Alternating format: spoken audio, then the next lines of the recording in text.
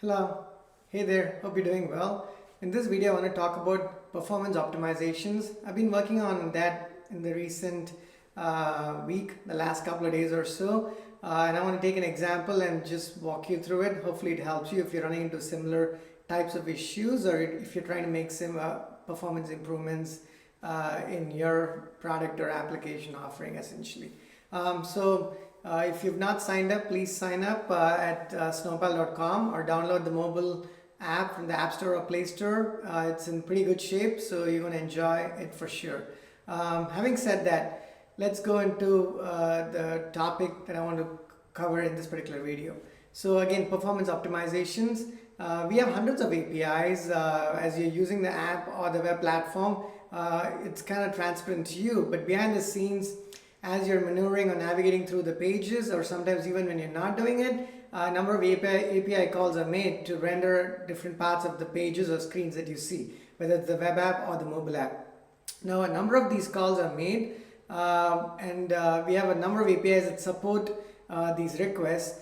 When we performance tune them, we identify the APIs that take more than a certain amount of time, like a threshold. Let's say in our case, we want all of our APIs to perform and take no more than 75 milliseconds, right, on an average. So if it took like 100 or 125 or 150 milliseconds, that's too long. So we want it to be certainly below 100, but close to the 50 millisecond mark. If not, what we generally target is 75 milliseconds.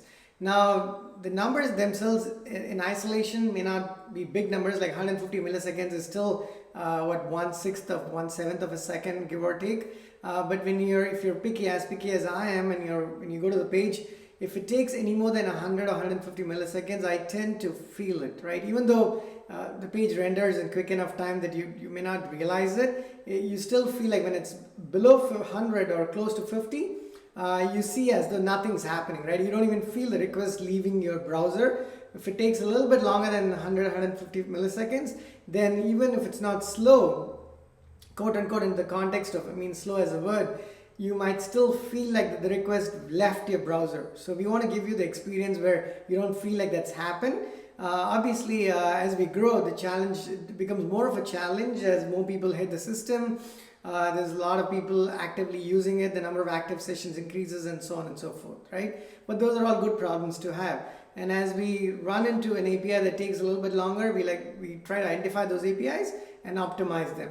I want to take an example and talk through how I optimized an API yesterday or the day before, right? So again, when you go to a page, let's say you feel like one of the pages or one of the APIs is taking, even before you go to one of the APIs, let's say you go to a page on the web app or on a screen. I usually say pages for web apps and screens for mobile apps. You go to one of them and then you feel like it took a tiny bit longer. So we start with that page or screen and then look at the mapping between that and the API calls that it might make. Sometimes it's one-to-one, sometimes it's one-to-n, where n could be anywhere from 1 to any number of APIs essentially, right? They're all executed at different times, but regardless. So we make a list of these APIs, then we run them and to see which one takes longer than the other. Now again, this is an n-tiered architecture, so it's not like, okay, you see something that takes a little bit more time and then you go to the database layer immediately, right? Not at all. Even as much as a lot of the performance impact happens to be in the persistence layer, and that's true for a lot of systems actually. I mean, it's hard to generalize performance issues, but it's not entirely inaccurate to say that maybe 2/3 of the time it could be in that back-end layer between your middleware and your persistence layer. But before we go there, we need to have a sense where, hey, is that where we want to start looking, right? So you go take these APIs, and in our case, it's again n-tiered. So when you go to the browser, we have single page apps that make a request to a UI app, so to speak, which does all the middleware and proxying and round robins and all of that kind of stuff. Once it gets the request, it then delegates the processing of that particular API request to backend microservices. Now these microservices pick up the request, process them, send them back, and it goes all the way back through the wire to your browser. So there's many tiers in between. So before we go to the last one, which is the database, I need to figure out that there is no latency or no issues in the other layers. So other tiers, sorry.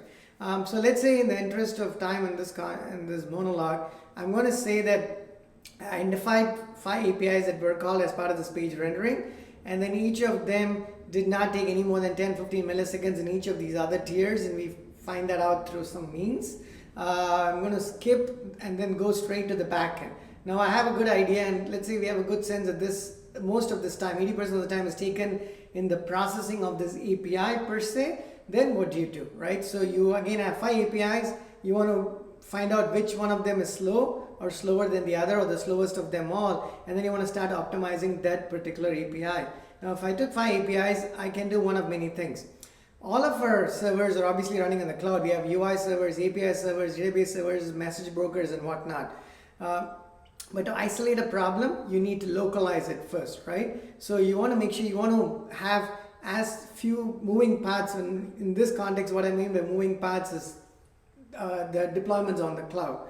So I want to get them out of the picture and then try to localize everything. So let's say the first step could be getting all of these servers running locally, right? And depending on the way your infrastructure or your app or platform is set up, this may be easy, maybe medium hard, or it could be extremely hard, right? But hopefully it's not terribly difficult, because the sooner you localize the problem, the easier it is to fix it. If you depend on 3 or 5 different systems that are out there in the cloud that you don't have direct control over, then it becomes more challenging. Of course, if they're third-party services, that's fine, right? Then you're not debugging or optimizing those requests. You just need to find out what those are.